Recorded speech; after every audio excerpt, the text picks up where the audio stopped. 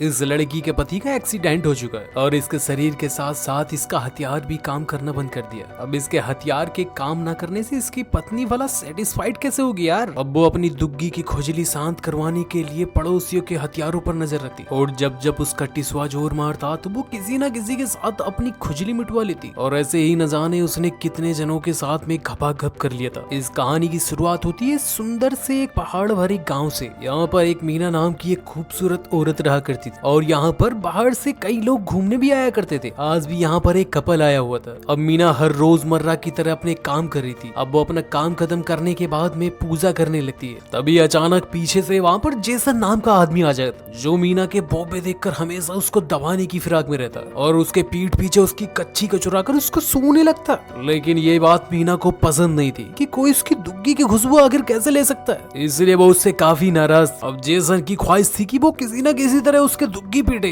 अब मीना ने कह दिया कि मैं किसी को भी दे दूं लेकिन तुझसे नहीं मरवाऊंगी। अब पूजा खत्म होने के बाद में मीना एक नदी के किनारे चली गई और तभी वहाँ पर उन बाहरी लोगों को दिखाया जाता है। वो जंगलों से गुजर रहे थे और पहाड़ी पर जाने के लिए वो मीना से रास्ता पूछने लगे। मीना ने उन्हें रास्ता बता दिया लेकिन उस लड़की को देखकर मीना का टिसवा जोर मारने लगा।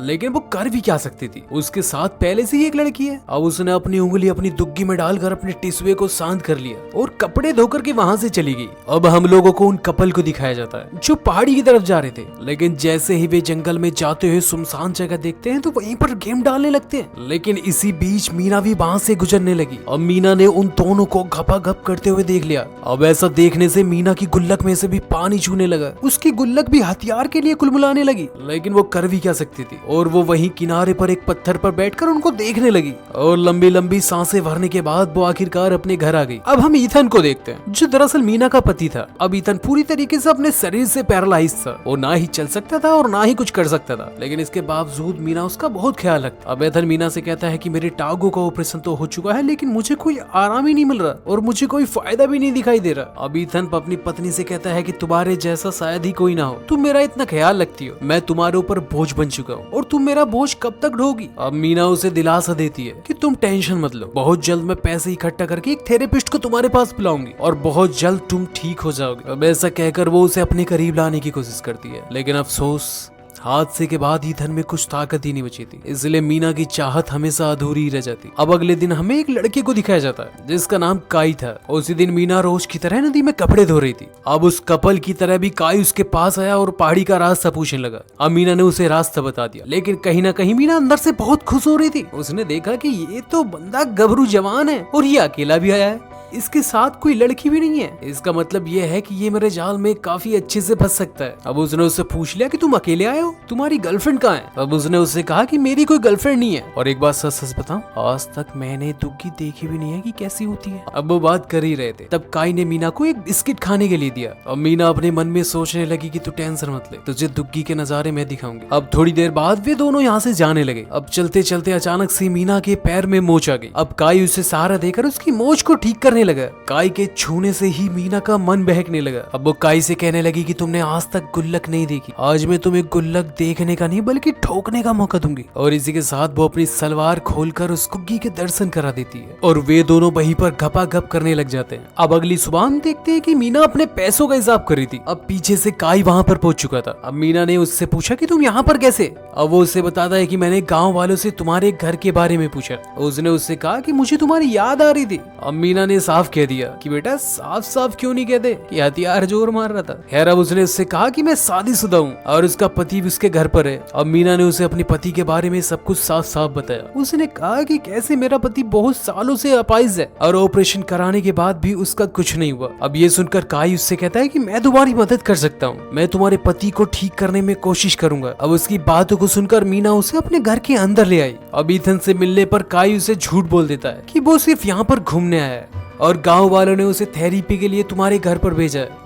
अब उसने ईथन की रिपोर्ट्स को चेक करना शुरू कर दिया। उसने कहा कि कोई दिक्कत नहीं है, मैं तुम्हें बहुत जल्दी ठीक कर दूंगा। इसके बाद वो मीना के साथ बाहर घूमने चला गया। अब काई ने उसे भरोसा दिया कि वो ईथन को जल्दी ठीक कर देगा और इसके लिए वो कोई भी पैसे भी नहीं लेगा। और उसने कहा कि मुझे पैसों की जरूरत नहीं है, मुझे तो बस जरूरत है तुम्हारी गुलाबी तुकी की, जिसकी खुशबू सुनकर मैं मदहोश हो चुका हूँ। और ऐसे कहते ही वो उसे अपने टेंट पे ले गया और यहीं पर मौका पाकर वे दोनों एक दूसरे की गुल्लक पीटने लगे। लेकिन जैसे ही मीना ने उसका मुंह में लेना शुरू किया तो पीछे से जेसन ने उसकी वीडियो बना ली और वो मन ही मन खुश होने लगा और कहने लगा कि अब बच करके दिखा। अगले दिन काई एथन की थेरेपी शुरू कर देता है। थेरेपी के दौरान मीना काई को बहुत गौर से देख रही थी। अब जैसे ही मौका मिलता तो वो उसके साथ छेड़छाड़ करने लगती, क्योंकि थेरेपी के दौरान दर्द की वजह से ईथन की आंखें भी ऊंची हुई थी और उसे कुछ पता ही नहीं चल रहा था कि हो क्या रहा है और कैसे उसकी बीवी अपने पति के सामने ही दूसरे इंसान के हथियार को पकड़ रही है। अब उसके बाद मीना कपड़े धोने के लिए नदी पर पहुंच जाती है। तभी उसके पास जेसन आया और उसने मीना को वो वीडियो दिखाया जिसमें वो काई का मुंह में लेकर चूस रही है। अब जैसे ही मीना ने वो वीडियो देखा तो वो काफी भड़क गई, लेकिन जेसन पर उसकी बातों का कोई असर ही नहीं हुआ। वो जोर जोर से हंसने लगा। उसने बताया कि ये वीडियो मैं तुम्हारे पति को दिखाऊंगा, अगर तुम इस चीज से बचना चाहती हो तो तुम्हें मुझे देनी पड़ेगी। अब मीना ने उससे कहा कि मैं तुम्हें नहीं दूंगी, तुम्हारा बहुत मोटा है और मेरी दुग्गी बहुत छोटी है और मेरी दुग्गी का छेद अभी इतना नहीं हुआ है कि तुम्हारा हथियार ले पाए। अब जेसन ने कहा कि तुम टेंशन मत लो, मैं थूक लगा लूंगा। अब मीना ने उसे समझाने की काफी कोशिश की, लेकिन कोई फायदा नहीं हुआ। अब उसकी मजबूरी का फायदा उठाते हुए उसने भी वहाँ पर उसकी दुग्गी फोड़ डाली। अब अगले सीन में काई ईथन की थेरेपी कर रहा था। अब उसके इलाज का असर धीरे धीरे दिखने भी लगा था। ईथन धीरे धीरे चलने लगा था और इसे देखकर वे काफी खुश हो गए कि शायद ईथन बहुत जल्द ठीक हो जाएगा। अब जैसे ईथन बाहर घूम रहा था तो काई और मीना बात कर रहे थे। बातचीत बढ़ते बढ़ते दोनों एक दूसरे के करीब आने लगे। अब मीना ने काई से कहा, मैं अब नहीं रह सकती, मेरी गुल्लक पानी छोड़ने लगी है, बस मुझे तो अब हथियार चाहिए। और ऐसा कहते हुए वो वहीं पर इंटीमेट होने लगे और टप्पा टप शुरू हो गया। अब हम रात में देखते हैं कि ईथन मीना को बहुत गौर से देख रहा था और वो कहीं ना कहीं दुखी था, लेकिन मीना को सोता हुआ देखकर वो उससे कुछ नहीं कह पाया। अगली सुबह काई ने उसकी फिर से थेरेपी की। अब ईथन चलने तो लगा था मगर उसके चेहरे पर कहीं खुशी नहीं थी। अब उसके बाद रात में हम काई और मीना को देखते हैं जो एक दूसरे से बातें कर रहे थे। काई मीना से पूछता है, अगर तुम्हारा पति ठीक हो गया तो तुम फिर क्या करोगे?